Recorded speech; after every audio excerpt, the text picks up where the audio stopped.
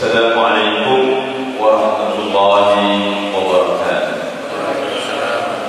Alhamdulillah, wassalatu wassalamu ala rasulillah wa ala alihi wa sahbihi wa mawala.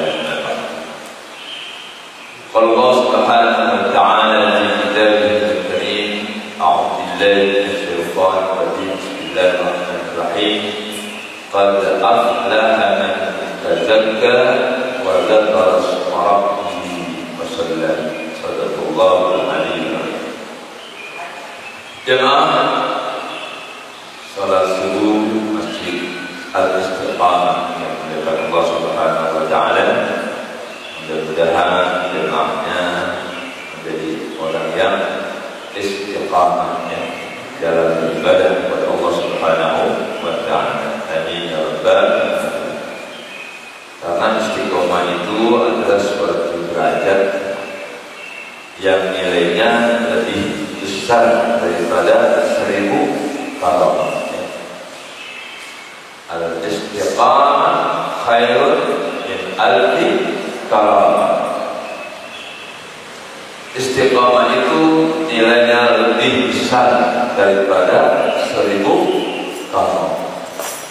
Apa itu karamah? Kemuliaan yang Allah berikan kepada manusia yang ahli ibadah. Salah satunya kalau bahasa keramat, orang bisa terbang, bisa berjalan di atas air, bisa sholat di Masjidil Haram dalam waktu sekejap sampai. Ini pernah terjadi zaman Nabi Sulaiman. Ada seorang hamba Allah yang dikasih karamah, bisa memindahkan istana Ratu Balqis kepada Raja Sulaiman dalam sekejap mata. Itu keramat, kan hebat banget ya, bisa memindahkan istana ke Raja Sulaiman dalam sekejap mata. Itu karamah. Kalau buat wali karamah, kalau buat nabi mukjizat. Kalau untuk orang seperti kita, bukan nabi, bukan wali, mau harusnya dia udah mati orang. Kena virus orang dari jantungnya, gulanya tinggi. Kita hidup wah, itu mau. Kalau bagi orang biasa. Jatuh dari pesawat, kemarin itu apa? Pesawat kemarin Boeing berapa? Itulah umpama hari hidup. Itu kalau orang Islam namanya dapat mau pertolongan dari Allah Subhanahu wa taala. Mudah-mudahan kita orang yang istiqamah sehingga nilai lebih baik daripada 1000 karamah sekali. Baiklah sekalian, tema kajian subuh kali ini adalah filosofi Idul Fitri. Jadi kita ini manusia kasih akal oleh Allah Subhanahu wa taala. Marilah apapun yang kita lakukan, kita tahu filosofi. Karena akal itu makanannya filosofi. Kalau tidak dimengerti oleh akal, kita malas kerjainnya, ya. Kalau orang puasa, tapi nggak tahu filosofi puasa, malas kerjain. Untuk apa saya puasa? Kan puasa lapar, haus, ngantuk. Malam ini saya dari malam 27. Banyak keterangan bahwa turunnya Lailatul Qadar itu pada malam 20. Saya Imam As-Sadi dari Thariqat As-Sadiyah sudah 30 tahun lamanya dia mengintip Lailatul Qadar dan dapat terus setiap tahun. Keseringan Lailatul Qadar itu turunnya pada malam 2. Mudah-mudahan pada malam yang sudah turun kita sedekah, kita zikir, kita istighfar, kita itu nilainya sama dengan kita ibadah 1000 bulan. Yang kita ucapin Alhamdulillahirabbil alamin. Ya, itulah yang Semarang yang kawinnya khusyuk ya, kemudian bacaan Quran dan lain sebagainya. Baiklah ya, karena manusia ini dikasih akal dan akal ini untuk berpikir apapun yang kita kerjakan setelah kita pikirkan. Kalau kita mengerjakan sesuatu sebelum kita pikirkan, itu sia-sia. Kita harus ngerti dulu apa itu puasa, kenapa kita harus puasa, bagaimana puasa yang benar. Itu akal lain. Kalau sudah ngerti, saya disuruh puasa oleh Allah. Kenapa ya? Ya, cari hikmahnya, cari teori. Sampai kenapa Allah beritakan umat Islam berpuasa? Kenapa syahadat? Kenapa sholat? Kenapa puasa? Kenapa zakat? Kenapa haji? Kalau ibadah tersebut, rukun Islam tersebut kita kerjakan dengan pemahaman ya, yang benar, insya Allah dari yang berat ya, syahadat, sholat, puasa, zakat, haji. Itu ternyata jemaah sekalian, rukun Islam yang lima-limanya rukun Islam itu dalam rangka Allah ingin menjadikan manusia suci, bersih, bahkan kesuciannya sama dengan malaikat. Itu tak filosofinya ya, rukun Islam. Karena yang mampu bersyahadat hanya 3. Pertama Allah, kedua malaikat, ketiga orang-orang berilmu. Orang yang tidak punya ilmu gak bakal syahadat ya. Ilmu itu di mana letaknya? Di akal. Maka digunakan akal kita. Kenapa Anda menyembah Allah? Harus dipertanyakan. Siapa Allah ini? Dipertanyakan dan jawab. Itu namanya menggunakan akal pikiran sehat. Jangan ketika ditanya kenapa kau menyembah Allah? Apa ya? Jadi harus ada alasan. Kenapa Allah panggil Tuhan? Memangnya kenapa kalau patut menjadikan Tuhan? Lihat, ibadah yang paling tinggi nilainya adalah ibadah pemikiran. Karena kalau pemikirannya sudah oke, tangan, kaki, mata, telinga, lidah ikut. Kalau akalnya sudah tunduk, oh udah yang lainnya kayak robot. Kita sudah syahadat, sudah menyatakan la ilaha illallah, apapun yang diminta Allah siap. Tapi ketika dia syahadat terpaksa, sudah hasil pemikirannya, harus sholat, harus puasa, harus haji. Sekarang aja Pak, kalau kita banyak yang mengambil uangnya sudah disetor. Saya tanya kenapa? Habis daripada dipakai pemerintah. Nah, kalau sudah diambil kan, nggak diambil aja hanya 20 tahun. Kalau diambil lah, RP. Dari tadi jangan terlalu lagi. Bisa 100 tahun nyata-nyata baru kan. Jadi akal pikir. Kenapa aku diambil uang ini setelah ini? Daripada dipakai pemerintah begini. Kenapa?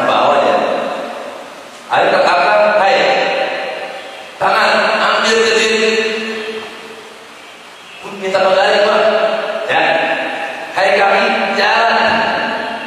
Ngomong. Hai dah ngomong. Lalu saya mengambil seluruh hati saya. Karena saya pikiran semua. Pokoknya apapun yang kita kerjakan, saudara-saudara, itu dari pemikiran kita. Termasuk orang kafir, kenapa menyembah patung? Ya hasil pemikiran. Karena kebodohan. Kita kenapa puasa? Ya hasil pemikiran kita yang berdasarkan ilmu. Kita transfer ke otak, itu lewat mata, lewat telinga, kita dengar berita Allah, berpikir, oh iya. Semalam kita salah. Kenapa kita malam salah? Karena akan kita perintahkan. Besok kita puasa. Salah ya. Dan antum berapa? Istri mau masak salah. Itu pun istri kenapa? Akal pikiran jalan. Waduh, kalau saya nggak masakin, kasihan suami saya. Nanti suami saya kalau lagi masakin dia kagak salah. Kalau pada sahur kan dia alasan, kenapa ya nggak puasa? Karena aku nggak sahur. Jadi suami masak karena akal, suami bangun tidur karena akal. Kalau akal pikirannya, ngapain puasa? Mas, kalau akalnya sudah setrum, manusia berakal sudah setrum, tangan akal. Mata buta. Tuhan dikasih akal sehat kepada saudara. Nah sekarang mari kita berpikir ya, bagaimana cara berpikir memahami hidup itu. Ya udah dengan 6 cara. Yaitu dengan man, aina, mata, limada, wa kaifa. Apapun yang kita kerjakan, tanya dengan 6 pertanyaan.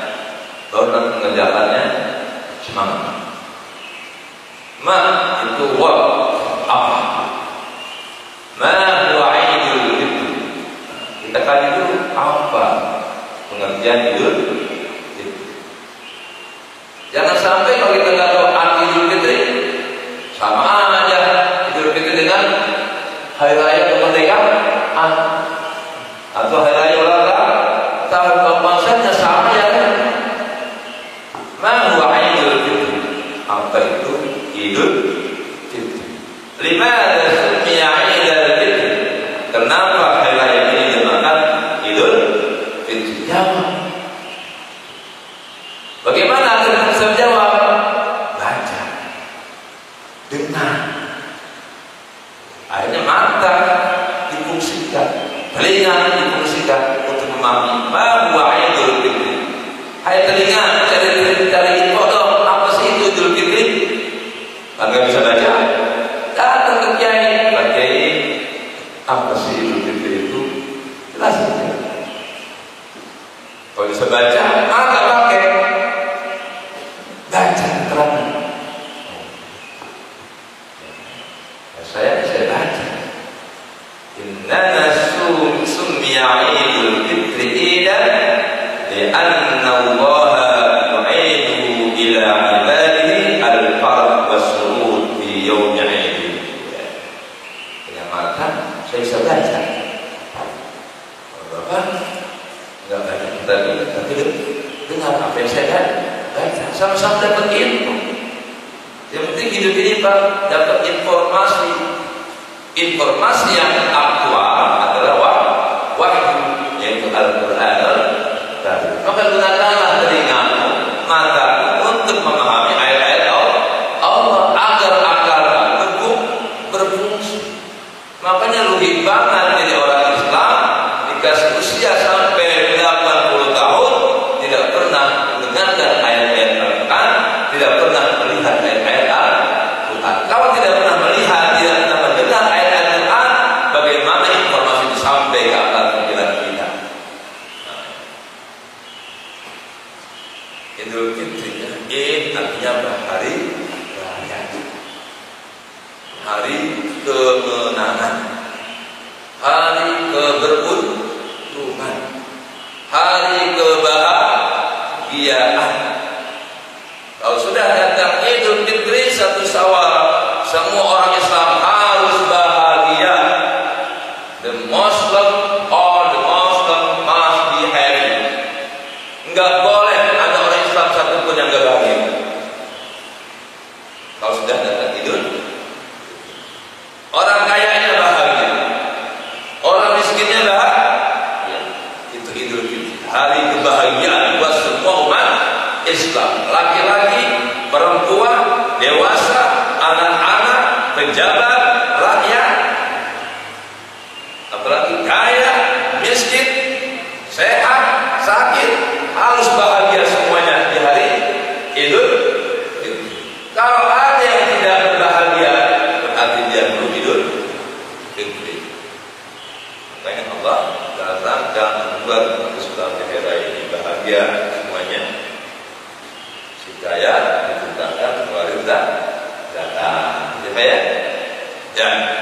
Ada miskin ketika hari rayanya bahagia. Ini bagaimana orang miskin pada bahagia hari raya, orang kaya pada pelit-pelit, enggak mengeluarkan zakat, infak, sedekah. Jadi kalau ingin Idul Fitri untuk semua umat Islam, orang kaya harus bayar zakat. Pemerintah jangan diam, ya, harus menegur orang-orang kaya yang tidak berbayar zakat. Anggaplah komplek ini ada 1000 kakak. Kalau yang cukup menengah ke atas adalah 900 kakak. Yang benar-benar miskin, janda jongkok, yatim piatu 10 kakak. Atau 100 ya, 900 cukup. Nah dari 900 ini dikumpulkan zakat malnya, zakat fitrahnya, sedekahnya. Anggaplah rata-rata setiap kepala keluarga keluarin zakat infak sedekahnya 1 juta. Maka terkumpullah 900 juta. 900 juta itu dikasihkan fakir miskin yang tadi 100 orang. 900 juta dibagi 1 orang berapa? 9 juta. Kira-kira hari raya Idul Fitri orang miskin megang 9 juta enak nggak? Senang nggak? Walaupun nggak pulang mudik, ya Allah megang 9 juta. Kenyataannya orang fakir miskin baik dapat zakat fitrah 100-200 ribu. Cukup di mana? Harusnya fakir miskin itu setiap orangnya dapatkan 10 juta. Karena banyak orang-orang sekitarnya memegang uang bisa miliaran rupiah, bisa ratusan juta di hari raya. Bayangkan kalau orang miskin dapat 10 juta. Dia tidak merasa orang miskin. Bisa ke mall, bisa beli beras 1 karung, bisa beli daging 5 kilo, bisa bikin sayur lodeh, bisa beli kacang mede, bisa beli minuman segar, bisa beli buah-buahan. Ketika hari raya, kaya miskin sama. Subhanallah. Kita belum bisa merealisasikannya ya. Yang kaya senang sendirian, yang miskin mati kelaparan, yang kaya mati kekenyangan, yang miskin mati kelaparan. Tuh, itu makna Idul, hari kebahagiaan. Berarti kalau ada orang miskin yang di hari raya tidak bahagia, itu dosanya orang-orang kaya. Tugas para alim ulama menyampaikan ilmu. Hai orang-orang kaya, sebenarnya pada harta-harta kalian hakun lis-sa'il wal mahrum. Ada hak orang-orang miskin. Kalau orang kaya tidak mengeluarkan zakat infak sedekah, itu berarti orang kaya merampok hak orang miskin. Itu Pak ya. Jadi orang kaya tidak mengeluarkan zakat infak sedekahnya, merampok. Makanya karena dia merampok hak orang miskin, sungguh terlalu. Kalau orang miskin merampok harta orang kaya, paling dirampok 1-2 orang. Tapi kalau orang kaya bisa jutaan hak miskin ambil. Itulah kenapa korupsi dosanya sangat besar, karena merompok jutaan hak orang-orang miskin. Orang kaya yang tidak mengeluarkan zakat infak sedekah adalah para perampok. Nauzubillah min. Tugas alim ulama masih tahu kewajiban zakat begini loh hitungannya. Hanya masih tahu lah. Eksekusi pemerintah. Makanya Abu Bakar ketika dilantik jadi khalifah, apa dia bilang? Ambil dari orang kaya hak orang miskin, dan aku berikan haknya kepada miskin. Makanya orang kaya yang jangan Abu Bakar ke mobil zakat diperangi Pak, dibunuh. Orang-orang murtad yang kagak mau bayar zakat diperangi sampai mau bayar zakat. Sekarang sudahkah kita umat Islam seperti itu? Harusnya tugas-tugas Satpol PP, tentara, polisi itu sidang kepada umat Islam yang kagak puasa. Yang kagak puasa dihukum, dipecut supaya jelas. Yang makan di warteg laki-laki walaupun ditutupin hordeng, tangkap. Kenapa kamu tidak puasa? Sakit? Enggak. Cambuk. Itu ya. Jadi kalau semuanya pada ngerti agama gitu Pak. Sekarang kan di Indonesia ini ribet kita Pak. Di mall ramai. Semua ibu pada makan ya di mall. Kali kita sebut saja lain lagi menstruasi. Kali kan belum tentu kan? Ya Pak. Ada laki-laki badan besar, sekarang kuat, jam 11 siang di parkiran sudah minum es kelapa, es cendol. KTP-nya Islam. Harusnya apa tuh? Ditangkap, dicambuk, nggak puasa awas. Yang nggak bayar zakat ditangkap. Yang kagak mau sholat ditanya. Kalau dia ingkar kita sholat, penggal kepala. Jadi orang Islam pada sholat semua. Orang kaya zakat semua. Kalau pemerintah. Kapan itu terjadi? Allahu a'lam bishawab. Kita hanya boleh berkitajib kita. Jelas nanti akhir zaman kita Imam Mahdi turun, maka diterapkan semua hukum Allah. Dajjal pun sudah terbunuh oleh Nabi Isa. Setelah nanti umat Islam jaya lagi, dan setelah itu hancur lagi, dan sehancur-hancurnya tidak ada manusia satu-satunya beriman kepada Allah, barulah datang dia.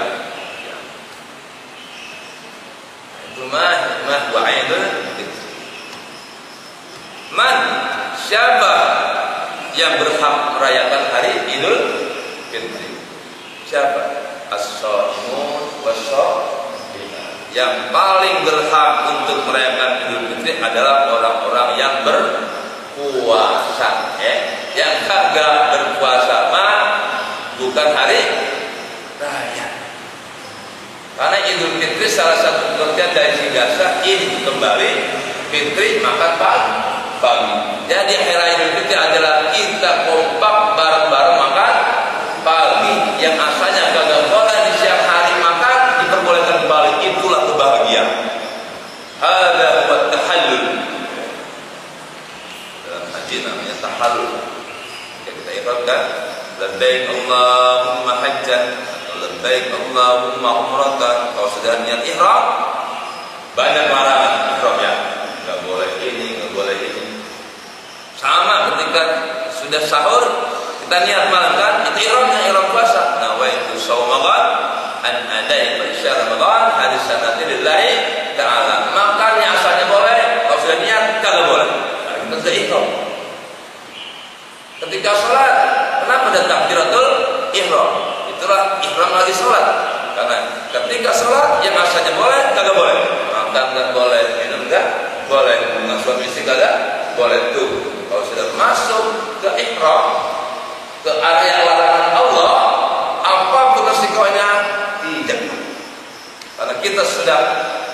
apa? Ta'ahud, kontrak dengan Allah. Ya Allah, aku besok mau nggak makan, nggak minum, nggak tahu. Itu ketika puasa. Ketika sholat, Allahu Akbar. Ya Allah, aku hanya ingin beribadah kepadamu. Aku nggak mau makan, nggak mau minum, nggak mau kawin. Dalam hadis pun begitu. Allahumma hajjat. Ya Allah, aku sudah masuk ke area pengharaman, maka aku tidak mau kawin. Dan itu memang tidak boleh ketika haji. Bahkan berburu binatang nggak boleh. Memotong butuh-butuhan nggak boleh. Karena kita sudah ihram, sudah kontrak dengan Allah Subhanahu wa Ta'ala. Sami'na wa ata'na. Apapun yang terjadi, kami laksanakan. Ya. Itu namanya niat ihram. Jadi yang benar-benar merayakan hari Idul Fitri adalah orang-orang yang berpuasa. Karena itu hari kemenangan. Kalau kita puasa berarti kita merayakan hari kemenangan kita, yaitu hari kemenangan melawan hawa nafsu kita, melawan bujukan rayu setan, melawan keberlambaan dunia, melawan bujuk rayu orang-orang kafir. Kita sudah menang dalam menghadapi 4 musuh besar dalam hidup. Orang kafir, kesenangan dunia, kemudian setan, keempat hawa nafsu. Ini musuh kita dalam hidup. Dan dalam ibadah puasa kita telah mampu menaklukkan 4 musuh besar. Orang kafir. Kita pengen orang kafir, kita nggak puasa, kita nggak sholat. Dia sebenarnya bareng-bareng sama mereka masyarakat, kita nggak. Alhamdulillah. Dunia, makan minum itu kan harta kata wanita di dunia ya. Makan minum kita tinggalkan di dunia. Udah aman. Rayuan setan bagaimana bisa ngerayu kita kalau kita nggak makan, nggak minum? Setan itu bagus, mudah masuk ke dalam jiwa kita. Kalau pikiran kita makan dan minum sama kawin. Kalau makan minum kawinnya aja sudah ditinggalkan, di mana setan mau goda kita? Mau korupsi, buat apa korupsi? Kan korupsi buat nyari makan aja kita tidak. Mana ada pikiran korupsi, makan aja nggak ada pikiran.